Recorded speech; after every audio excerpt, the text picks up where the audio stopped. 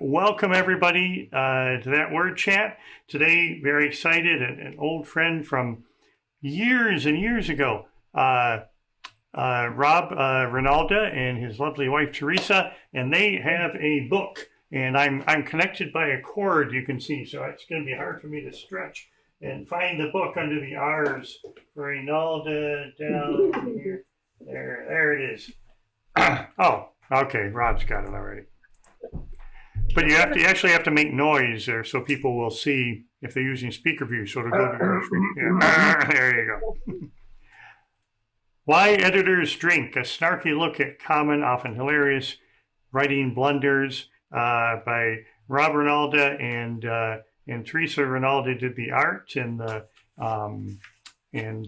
sort of the book production, I guess. We'll talk about that. So so tell us. Let's start out. So you've been a newspaper copy editor for decades. You were in corporate communications and PR for probably the last 15 years, 11 years. Okay, and so this is got to be some pent up thoughts that you decided. What was the motivation?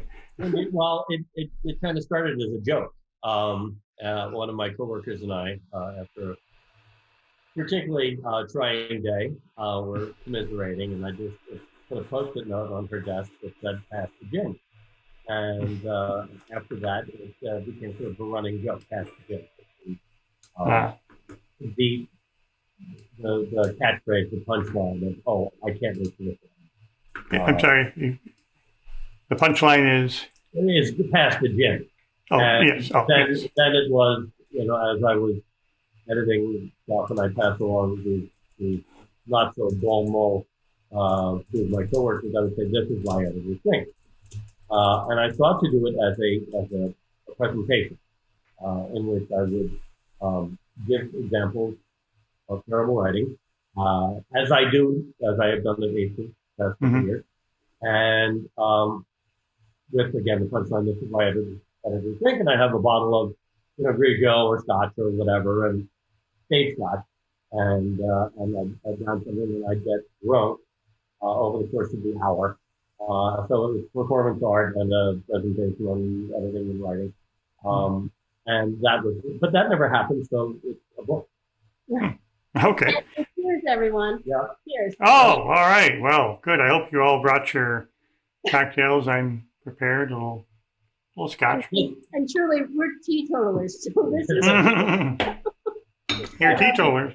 and it's funny. It's alcohol removed wine called Free, F-R-E. Oh yeah, I've heard of that. Interesting. Well, this is the real stuff. I did a presentation. Well, I've done a presentation a few times at ACES, playing off the edit sober. Edit sober, write drunk, edit sober, which Hemingway never said. But I don't, and I take sober to mean, I thought about, doing the presentation with a drink in my hand. But the whole idea of it is sobriety in terms of, don't allow other things to distract you from your focus. When you're editing, you want to be focused on the task at hand. So this is not a drinking book. It's not truly an exhortation to go out and get stuff. Okay. It's a sort of an open letter of commiseration to fellow editors. Yeah. You know what you're going through. There, done that. And it's, in journalism, in newspapers, articles go through levels of editing before they reach the copy desk. And so a lot of the organization, the structure have already been addressed. And then it comes to the copy desk, and then we fine tune it and do all those sorts of things. In corporate writing, which is the wellspring for this book, that doesn't happen. The junior vice president comes up and says, I'm going to write a blog for the company. And then, out it goes on the company website. And it looks like hell because the hubris involved in that precludes having anybody look at it. Right. It's like, high executive speak, for example, go out uncensored. And so you end up with God knows what. Right. So what I did was over the course of X number of years, I took them, stored them away, and in many cases, with the fixes that I came up with before they went on to the website of my then company. And so I had this compare and contrast thing, and just put them together into a book. But yes, okay. Right. But Teresa can talk about structuring the book. Yeah. So you had in hand somebody who could actually put the book in book form. Did you design? I mean, did you do the whole production? Yes. I have a background as an art director in magazines. Mhm. So I produced monthly magazines, and they were cheap. The budget was low. Okay. So I had to do everything myself. I hired illustrators and photographers globally. The last magazine I worked on was on Wall Street in New York, and so the structure was a big part of my everyday, and being on schedule and being consistent was a huge part of my life. And I'm kind of rigid that way. So, it was actually fun for me. And we work well together. We produced, the Chime newsletter redesign for a year and a half. And we put that together ourselves. So we had good experience together like that. So you work on the words and the design and production, and you're married and you work well and there's no conflict there. No. We Okay, all right. I'm impressed. Most of the time. Generally, because our talents and our experience complement each other. There's less this and more this. Oh, good. Which is a great metaphor. That's what we need in editing and writing. More of the working together, less of the and I think what you said about I have experienced this myself. Working in a corporate environment, if somebody is something and they're a couple of levels above you, the thinking is we can't change that. Or if a lawyer has looked at it, we can't change. Oh, the lawyer's already looked at it. You can't change that. Right. How have you dealt with that situation where there's people are afraid to change the boss's work? You want to answer that? You probably both have that experience, yeah. Yes, we have, but it's good. Loud. Okay. One of the luxuries that I had was with the external copy that we would curate for the website. I didn't generally deal directly with writers, so I was fairly aggressive in the way I edited, and as I outlined in the 2018 talk at ACES, the audience, the reader, is the top priority. And then a couple rungs after that is the writer's ego. So you serve the reader, you serve the client, maybe the writer, then the writer, then the writer's ego. If you make it better for the reader, you're making it better for the writer. You're helping the writer. So we're filtered editors are. We do, of course, grammar and syntax policing, spell checking, fact checking, but we're also there to make sure that it's not misogynistic, that it's fair, that it's accurate, that it's not bloated, that it's not ambiguous, that the words are strong. And the more we can do that for to help the audience get the point that the writer is trying to put across, the better it is for the writer. Right, right. And that's what you tell people, and that helps? Yeah, well, I mean, yeah, it Usually. generally, and I'll pat myself on the back. Generally, when they get it back, they say, "Oh, this is much better than what I wrote." I've heard that through intermediaries, but yeah, people like what I do. Yeah, good, good. And that comes from years of working with tremendous editors at papers in New York and Chicago, and so I've learned from them, and I've tried to pass that along to the people I work with along the way. Mm-hmm. So what? Sorry, go on, Teresa. Go ahead. No, and editing in art and design is enormous. You have to kind of keep quiet through some of the terrible ideas for your art, and the writer may have a great idea, and could you just do this? And I worked with one editor on a magazine. He always wanted everything labeled. So an illustration with labels all over it, what's the point of the illustration, I would say?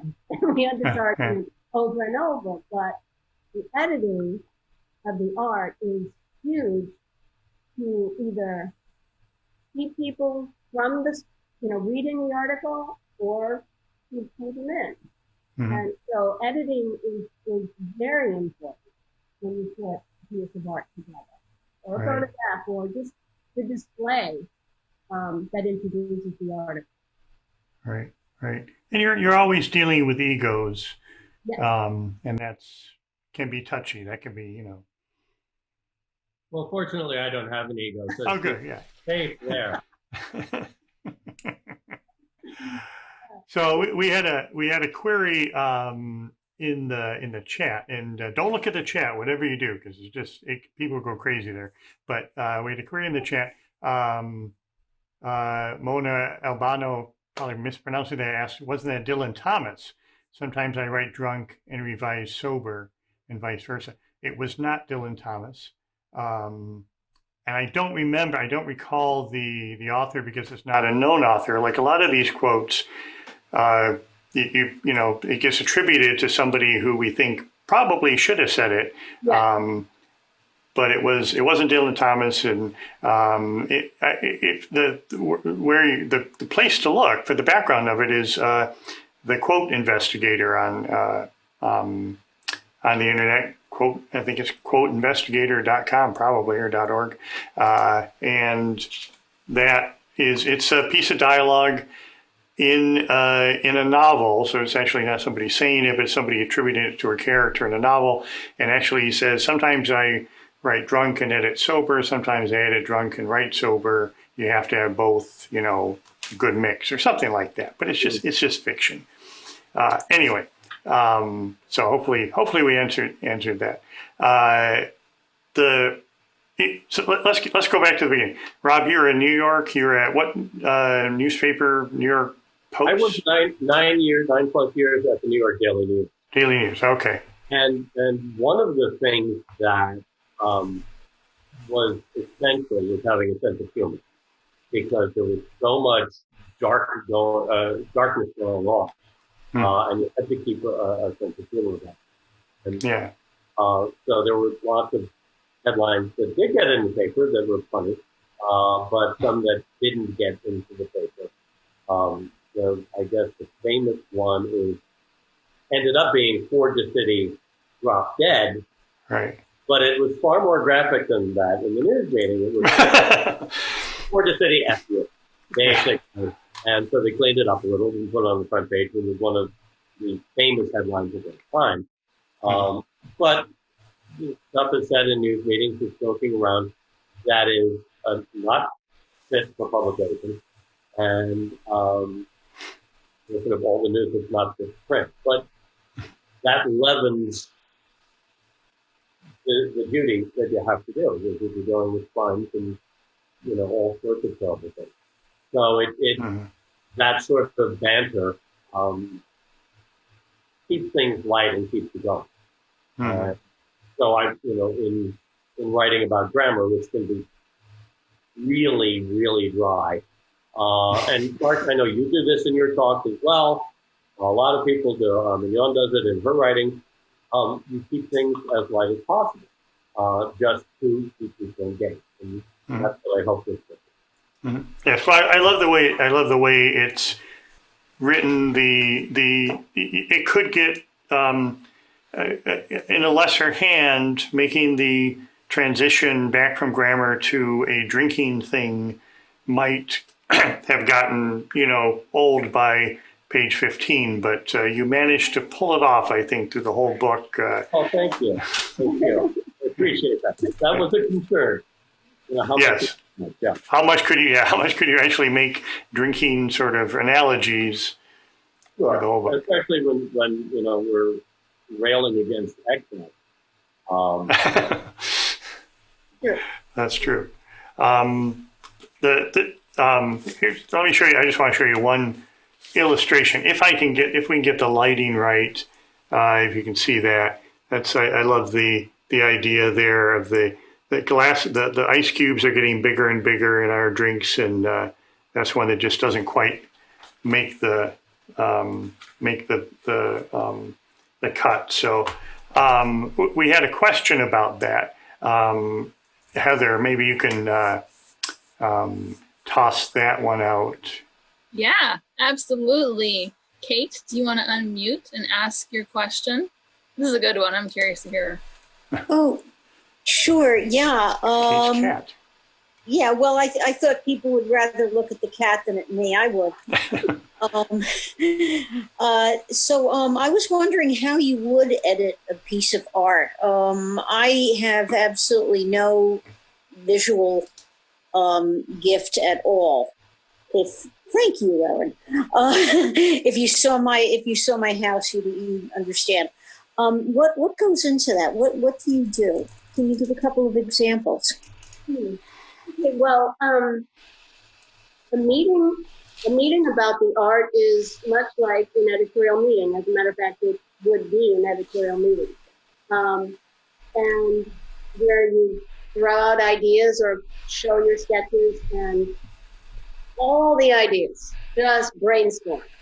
So, for example, the piece that Mark just showed, with straight up and on the rocks. So, one ice cube, too big for the glass. You couldn't have it either way, right? You couldn't have it straight up. You couldn't have it on the rock. You can't drink that thing. So that had to be edited. The idea, the concept had to be edited and edited to the point where down to its simplest and most accurate and most easily understood, which is what a visual does. It tells you the story, the simplest, fastest journey, unless it's decorative art. But a piece of art like this has to represent the article. And so, yeah, I mean, we talked about many ideas, but when it came down to the one ice cube, the one glass, that told the story. And if you think about taking a news article or a chapter and throwing it to, what's that word again?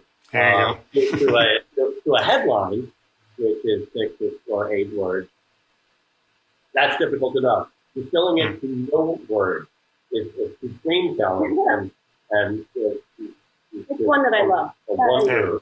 Just love it. Well, on that note, let's give one more example then. I like this one too. This is, I think, is this the last chapter? And we have a dessert wine, and there's the glass that you would drink your dessert wine from. And the dessert. And the dessert, yes, and the dessert by the side. And I should point out, in case anybody's noticed, Heather, our producer, has had orange hair for since she was 2.5 years old, and now she's gone teal in celebration of perhaps maybe as we head toward emerging from the pandemic, as we're hitting its height, but we can at least look forward a few months I don't know. Maybe it's just winter. I don't know. But Heather, show us your hair again, and I think there's another question out there. There is, and gladly, yes, doing something fun and adventurous. Orange is my normal, so it's not wild for me anymore. So yeah, celebrate the end of 2020 with something new. And we have a question. I'm very excited to hear the answer to this from Molly. Molly, do you want to unmute and ask a question? Sure, thanks. Thanks for posting my question, which is that I'm curious, Rob, in your experience in discussing with other editors about editorial style and when you disagree about how a piece should be edited, how you navigate that problem. I'm sorry, I missed the last part. You sort of faded out. Oh, sorry. Discussing what? How do we do it? How you navigate disagreements about editing styles. Well, at a newspaper, generally we went with AP style. They were house style, so we prefer to that. And the law person had the final say. If we were talking about headlines, it was done sort of by committee for the front page of the Daily News. That sort of thing. I put together a style guide for my company. It was sort of filled in the gaps that AP didn't cover, and was it was really sort of oriented to the subject that we covered and the audience that we serve. I solicited suggestions from coworkers, so it was a collaborative effort. I just compiled it, and it was largely stuff that I had learned over the years. And if anybody wanted to push back, that was fine. I'm always open to people saying, hey, this doesn't work, or this would work better between such and such. And I think that kind of dialogue is important, so that you get to the, again, it's all about serving the reader. And if you serve the reader, the audience, whatever, then you're doing the work. Mm-hmm.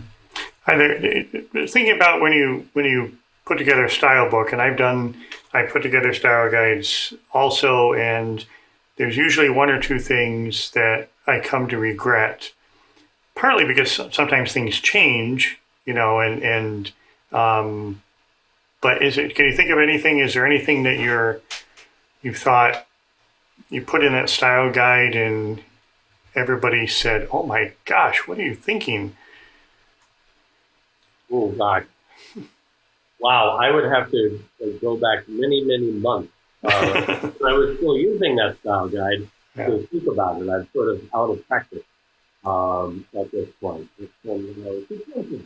So if I think of something later on, I'll come back to it. Yeah, okay. See, I could come up with a couple of examples off the top of my head, so I must be a little bit more out there when I put together the style guides that I've done in the past. So. Well, and you've been thinking about it, and I have heard from my story.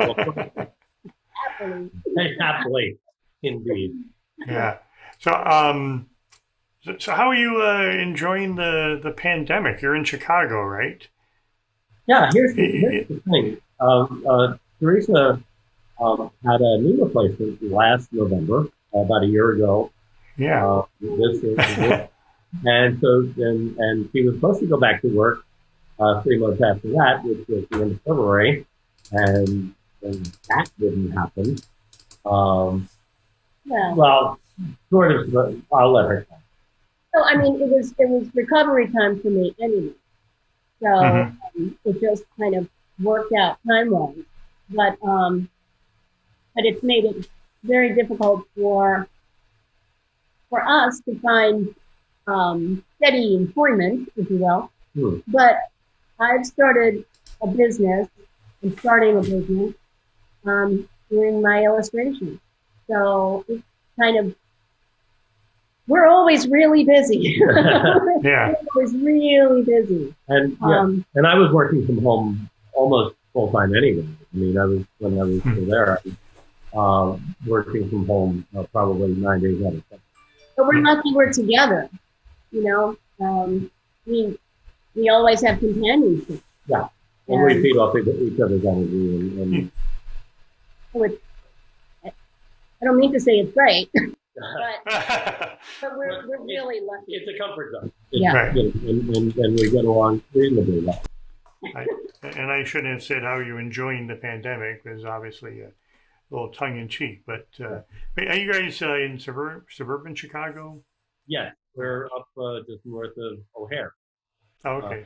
It isn't busy at all. do you get out and is it neighbor? Do you get out and walk, or do you feel trapped? We walk a mile and a half every day. Yeah. Okay, cool.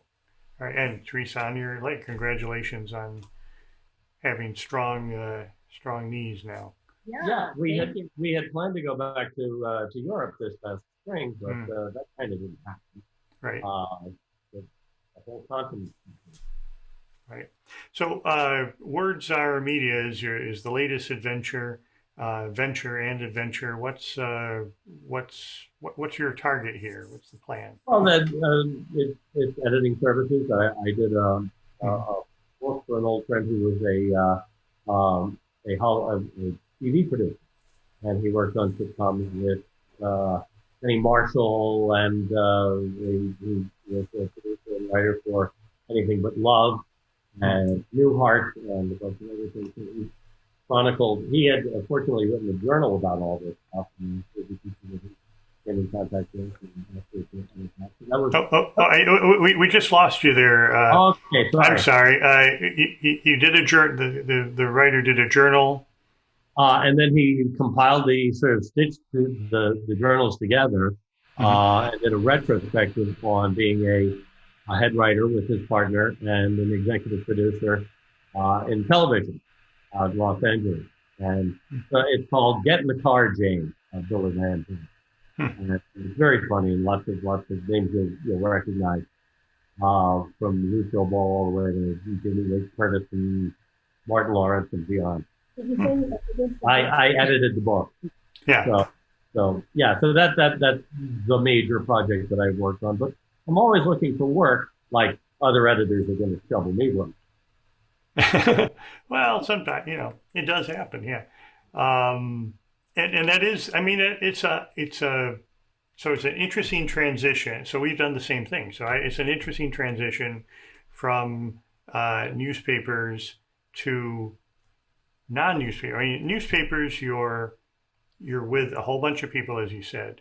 You have colleagues to bounce ideas off, to check yourself. It's right. What is the style? I don't remember. My mind went blank, and you just ask, and somebody shouts it out. And you have that sort of comfort, you have that commiseration, and then you have deadlines. Yeah, and anytime you say, well, what's the correct spelling of such and such? And they respond, you say, I thought so. Always the response, I thought so. Yeah. That's how I was going to do it. Just double checking. Yeah. But then when you go to I mean, what was that culture shock like for you going into the pacing is different, the I was warned when I joined the corporate world, the online publishing world. I was warned by the CEO, "Oh, you're going to be editing 14 stories a day." I said, "Is that all?" He's a former journalist, so he understood, but it's a different thing. For one thing, I didn't have to choose between working Christmas and Christmas Eve, so that was nice. Mm-hmm. But it was a different pace, a different mindset. In newspapers, especially at the Daily News, the more clever the headline, the better. You can't get away with on a corporate or online publishing for a corporate audience. You don't get away with some of the headlines that you would with a newspaper. Or when Tony Blair was trying to unseat John Major, I wrote an all caps headline: "He's not chicken to catch authority." And That got me a $25 bonus. Terrible. No, he's not chicken to catch a Tory. Yeah. John Yeah. Major, Yeah. Tory. And So yeah. Anyway, you can't do that. I was writing clever headlines when I got into online publishing and the corporate world, and no, we don't want that. We want, you have to say social media in every headline, and so on. Well, SEO sort of almost killed the amazing headline, and we deal with that at the ACES headline contest, where it's easy to go for the chicken to catch a Tory, but it doesn't it doesn't tell you what the story is about, and therefore Google doesn't like it. Right. So yeah. Indeed. So yeah, nobody's going to Google that to find out about the British parliamentary race. Right. So now you've got this new venture. What? So it's another transition, and you're fairly new at this. Is it? What's? I'm not new at editing, but I'm writing another book, and Teresa's compiling a book of her own, and putting together her e-commerce site. So we're just branching out into different directions. Yeah, terrific. Tell us about the new book. No. Okay. It has nothing to do with writing and editing, except there's writing and editing in it. Well, let's hope. It's part of the process, but it's One would hope. yeah, it's basic. It's a book on acting. Acting. Yeah. Oh, interesting. Okay, so it's sort of a different take on acting. Let's do a segue then. So you guys have been involved in theater in Chicago, right? Tell me about that. How did that get started? And Oh, well, go ahead. Rob has a long history as an actor, and he was performing in New York, and he studied with some really great people. But after we moved here, we've been here 15 years, and after we moved here, we didn't know anyone. We had a lot of quiet nights, so Rob always said I should give it a try, acting. And so for his birthday one year, I said, how about we both audition for something? So we found an audition for the next day. I had no idea what I was talking about. I had never auditioned. I had never prepared to audition, but we both auditioned. He was cast in one of the lead roles. Well, okay, but there's a step in there. What? We had no idea what this play was. Oh, right. It was called Shakespeare in Hollywood. It was written by Ken, who writes all kinds of parts. Heather will find it. But it's about Max Reinhardt, the director, shooting A Midsummer Night's Dream in 1934 in Hollywood. And the real Oberon and Puck get their signals crossed and end up on the set of this movie and take over the roles of Oberon and Puck. And there are magic flowers and spells and incantations and, everybody sleeping with everybody else. And it's fun. It's very, very goofy. But we had never heard of it. We found it at a library on the shore of Lake Michigan, completely in the opposite direction of where we were going to audition. So we went the next morning, got a copy To the library. Mm-hmm. Teresa read the play as we drove down to the audition, so we knew what the play was going to be about. We got until almost the end, and then we went in and basically auditioned based on that. I was cast, and Teresa did a small part, and also did go to live on stage. That's how we got involved in the suburb theater out here. And then we did several plays since then, and then I became the creative director for a community theater in Wheaton. Oh, great. So I did all their marketing and all their posters and everything for them for So you've got 5 seasons, 5 years. 5 seasons of posters on her nice. process. Nice. You said, I didn't catch the name of the theater. You said in Wheaton, Illinois? Wheaton Drama. Wheaton Drama. Wheaton Drama. Okay. All right.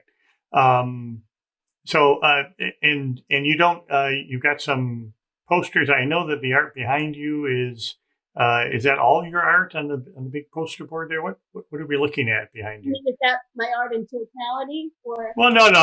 Yeah. It's a complete retrospective of Teresa Reinalda.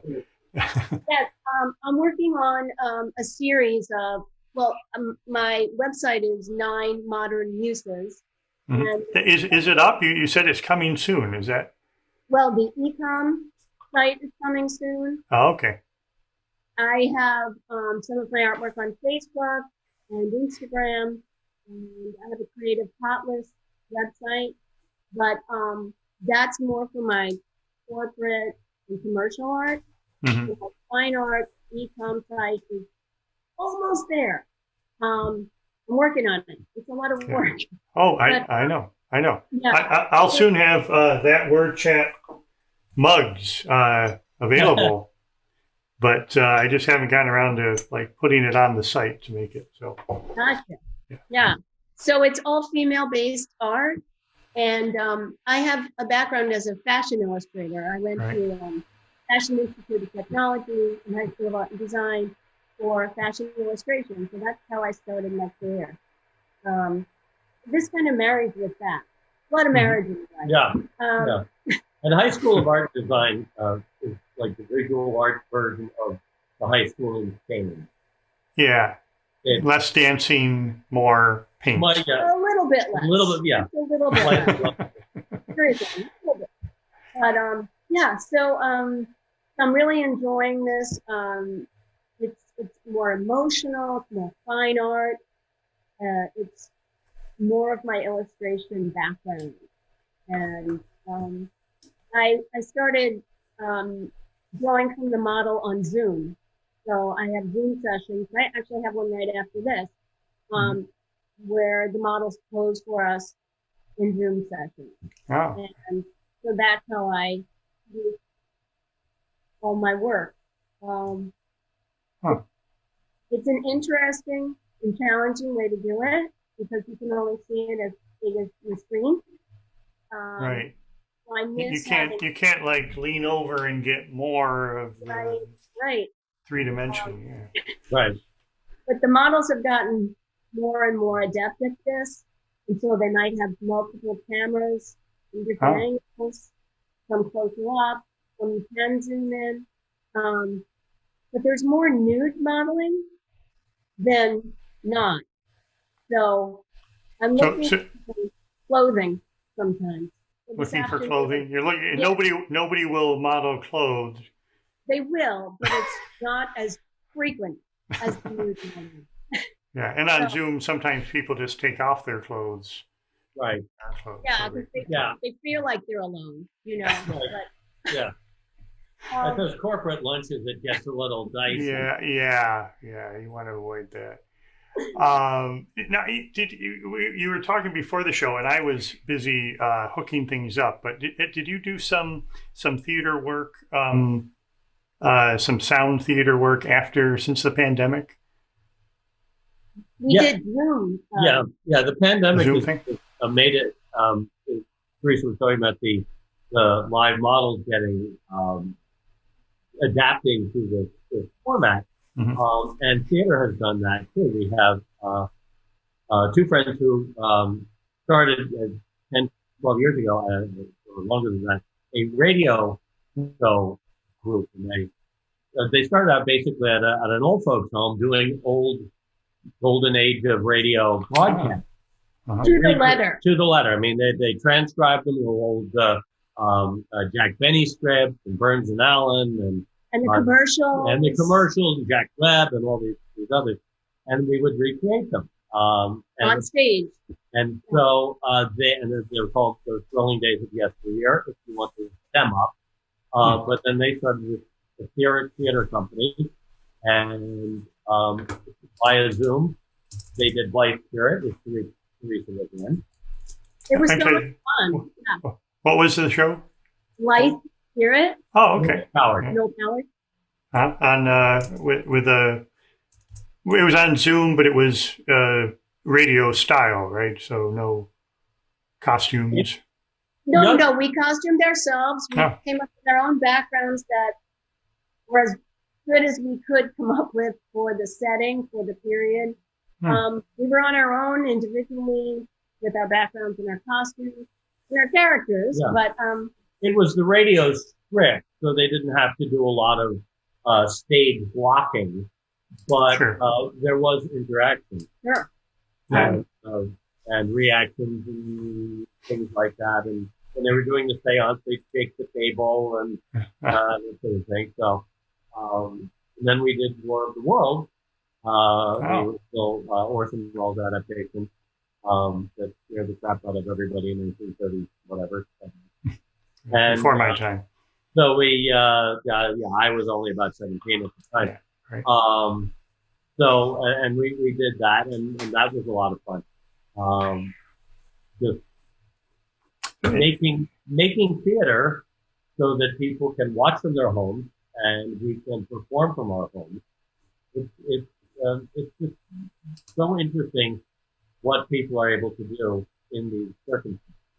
Yeah, and it'll be interesting to see after the pandemic how much of that sticks, or how much we'll just nobody will want to go anywhere near Zoom or video again for a while. I'm not sure. Well, and as I said, when I was working from home, doing editing, even though I was full time, because I would have to email the edited document back to a colleague, and it didn't matter whether I was 5 feet away or if he was in Sweden or El Paso or Alabama or whatever. So it's the same press of a button. So the technology is there. And I'm sure everybody here is working digitally and has been long before February, whatever, when this thing sort of reared its ugly head. Right. What was the name of I didn't catch the name of the radio show, the production company? Etheric, ETHERIC. Theater. Theater with an RE. Project. Okay. And also, I didn't get. Oh, I think Heather got it for us. Your website, Nine Modern Muses. That's my Instagram and my Facebook. Oh, okay. But my website is a Creative Hot List website. Heather also has that. Okay. Oh, we'll have to. There it is. It's now in chat, so there we go. Wonderful. Thank you. Coming soon to a chat near you. we were. You know what? We're going to look at the pictures behind you. Tell us about the pictures really briefly. Okay. So, can you hear me at all? Yeah, okay. That's fine. But just be loud. So here's some of my new ladies. Oh, I thought they were stuck on the. I was attached. Well, this one is great. Oh, that one just okay. So, I do a lot of photography, and so I have some imagery from Europe. I have thousands of images from our trip to Europe. I'm using those in conjunction with some of my ladies, and putting them together to create, in this case, Sound Love. Ah. And this is, can you see it? Mm-hmm. Yeah. In awe of winged victory. Oh, okay. I see now. Yeah, I didn't. That's from the Louvre. Uh-huh. That's a photo from the Louvre, and is one of my ladies. Oh, excellent. She was drawn on Zoom. Oh, and this is, what do I call this? Red Rain. Mm-hmm. Another from a Zoom session. Can you see it? Yeah. Hard to tell. Well, mostly, yeah. And I've started to do a lot of watercolor. So, you know how well you can see back there. Lots of watercolor, which I had never embarked on before. Uh-huh. But I love it. It's I love it because there's no turning back. Mm-hmm. An accident is not an accident. It's part of the process. And so you go with it. And it's pretty exciting. It's pretty exciting. Yeah. Yes, cool. The illustrations in the book are all digital. So the illustrations in the book are all black and white because it was so cost prohibitive to do color. Mm-hmm. What I didn't realize was when I came to the ebook, I could have done those in color. Oh, sure. So it didn't occur to me, first timer. So right. And no one mentioned it. So I did them all digitally, and I found that I really love digital sketching and painting, which I had never been into before. Yeah. So what did you use digitally to create them? So I'm actually working on the Surface Pro, which is Microsoft, which is not my favorite language, but I'm a Mac person, mm-hmm. and so I draw on the Surface Pro in a software called what's it called? I have no idea. I was using something called Sketch, and then I changed over to. I'll come up with it. Something else. And so then I would work it up and move it over to my other computer, my Mac, and then I would do the background for consistency with brushes I had in Photoshop. So it's labor intensive. Yeah. But the lack of the self-publishing is an interesting process. Right. And the sort of, we weren't sure what questions to ask, such as the illustrations for the ebook and that sort of thing. So, well, and I actually, that was going to be my next question. Is just I've known people who have, gone through that process, and this is a few years ago, and so I'm not up to date, but I know that the process of all the specifications of how everything had to be and what page sizes and fonts and things you could and couldn't use, and you have to prove permissions, which of course is true in any publishing, but the default is that you don't own anything in it, so show that you do own all these illustrations. Is that was it mind-numbing, or was it a good process? No, because my background included most of that in magazines and newspapers, and everything I do, I pretty much have to do most of those processes the same way. It's just knowing what, in particular, they wanted. Right. So I knew the questions to ask, except I didn't know that one about, for the ebook, can I do both? Yeah, Teresa's formatting expertise and experience really helped. At one point, I think we had to narrow the whole every margin on every page. So that meant that if you read the book, you know that it's broken down into little segments where there's an example of bad writing, another snarky comment, and then a solution or two or five. And so with a break in between. If and the break in the print version is an olive, it's an illustrated olive. An olive with a So in order to get those to line up properly, in some cases it took further editing to condense the language that was used. So I had to practice what I was preaching. And aside from that, when it came to the ebook, you're charged for each image. So every one of those olives would have been a charge. So I had to go in. An extra $2, and there were like 40 of them. I had to go in and remove each one and replace it with precision with something that wouldn't be an image. Yeah, these are the. You see, everything is a break, is an olive, keeping with the theme between the items there. And again, it's Teresa's formatting expertise that got us to make sure that the examples were clear, and the solutions were clear. That each had its own font and its own characteristics and its own invention. Yeah. So a lot of the success of the book is attributed to Teresa. Mm-hmm. But the styling of the fonts and the break goes right out the window for the ebook. You have no control, nothing. Oh. Right. Oh. On Kindle, they can say, "Oh no, I don't want to look at this if I want to, I want Times New Roman, or I want Bodoni Bold, or I want whatever I choose." So if you styled it as I had in the book with, a grayscale fix to the example, or changed it up in color and in font and ital or not, all of that goes out the window for the ebook.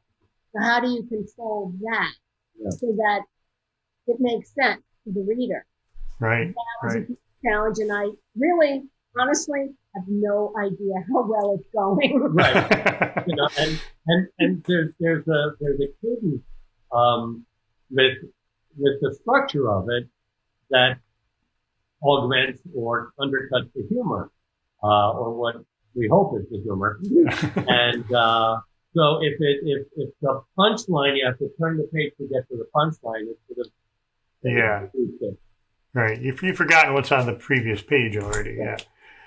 Who is the market for the book? Is it? I mean, who would you like to buy it? Everybody, of course. Who? It's editors mostly. That's the niche. Mm-hmm. But we think that there's enough good advice in there for corporate writers to learn from it. My hope/fear is that I'll get a nasty email from some PR type saying, "Hey, that's my stuff that you're fueling in there." And I said, "Well, I didn't name the name, so we're just